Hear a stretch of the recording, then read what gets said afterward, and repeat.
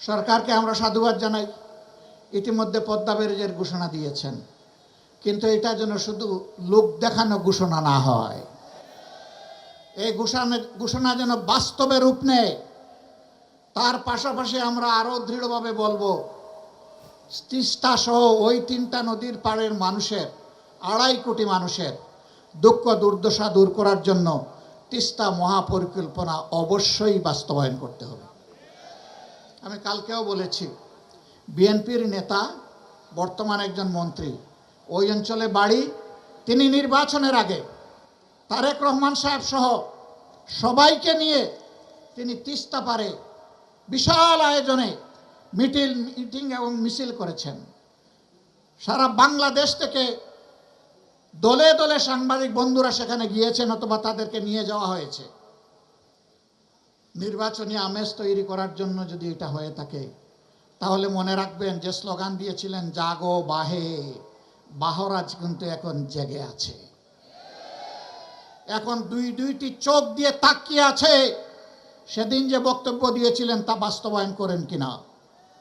আমরা স্পষ্টভাবে বলতে চাই, কারো রক্ত চক্কর দিকে না তাকিয়ে তিস্তা মহাপরিকল্পনা অবশ্যই বাস্তবায়ন করতে হবে। পদ্মায় পানি আনতে হবে। পদ্মার পানি আমাদের ন্যায্য পাওনা, তিস্তার পানিও আমাদের ন্যায্য পাওনা।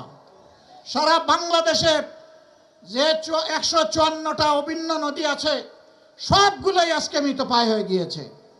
একজন বক্তা এখানে বলে গিয়েছেন যে আপনি খাল কেটে মানুষকে পানি দিতে চান। খালের পানির উৎস হচ্ছে নদী। নদী যদি ঠিক মতো না চলে, তাইলে খালের পানি আসবে কোত্থেকে? আগে নদীর দিকে নজর দেন, সাথে সাথে খালের দিকেও নজর দেন, তখন জনগণ উপকৃত হবে। আর খাল কাটা কর্মসূচি যদি জনগণের মানসিক প্রশান্তির জন্য করে থাকেন, তাহলে এটা বুমেরাং হয়ে দেখা দেবে। আমরা চাই নদীও তার নাব্যতা ফিরে পাক, যৌবন ফিরে পাক, আর খাল কাটা কর্মসূচিও বাস্তবে রূপ দেখুক। আমরা কোনো উন্নয়ন এবং আমরা কোনো ভালো কাজের বিরোধী না, আমরা এর পক্ষে।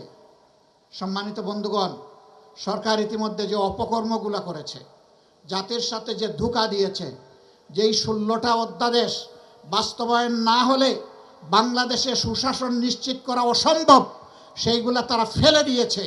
এইগুলা যদি তারা বাস্তবায়ন না করে, আমি কথা দিয়ে যাচ্ছি, আমাদের আন্দোলন চলবে সংসদে, একই সাথে চলবে রাজপথে ইনশাআল্লাহ। এবং আমি আস্থার সাথে বলছি, গণভোটের রায়ও বাংলাদেশে ইনশাআল্লাহ বাস্তবায়ন হবে, বাস্তবায়ন করতে বাধ্য করা হবে ইনশাআল্লাহ। গণভোটের রায় যদি বাস্তবায়ন হয়, তাহলে দেশে সুশাসনের পথ সুগম হবে, না হয় অতীতের চাইতে ভয়াবহ স্বৈরশাসন জাতির গাড়ি চেপে বসবে। আমি শেষমেশ আপনাদেরকে আহ্বান জানাতে চাই, আসুন দুর্নীতিবাজ আর চাঁদাবাজ এদের বিরুদ্ধে আমরা সামাজিক ঐক্য গড়ে তুলি, আমরা মানুষকে সচেতন করি, গণপ্রতিরোধ গড়ে তুলি। চাঁদাবাজরা আসলে তাদের প্রতি উত্তম মেহমানদারির ব্যবস্থা করি, তারপরে প্রশাসনের হাতে তুলে দেই। যদি আমরা তা পারি, তাহলে সরকার লাগবে না, জনগণের শাসনে বাংলাদেশ ঠিক হয়ে যাবে ইনশাআল্লাহ। সরকার এটা করবে না, আমরা বুঝতে পারছি, কারণ শস্যা দিয়ে ভূত তাড়াবে কিভাবে? ওই শস্যার ভিতরেই ভূত, দানায় দানায় ভূত, ঘাটে ঘাটে ভূত, জনে জনে ভূত, মাথা থেকে পায়ের পাতা পর্যন্ত ভূত। এই ভূত তাড়ানোর জন্য আমাদেরকে ঐক্যবদ্ধ হতে হবে। আসুন দেশের জন্য, জাতির জন্য, আল্লাহর জন্য, আল্লাহর দিনের জন্য লড়ে যাই, যেভাবে তারা লড়ে গিয়ে জীবন দিয়ে গেছে। আসুন আমাদের শপথ হোক, জান দিব কিন্তু দেশের মান দিব না ইনশাআল্লাহ।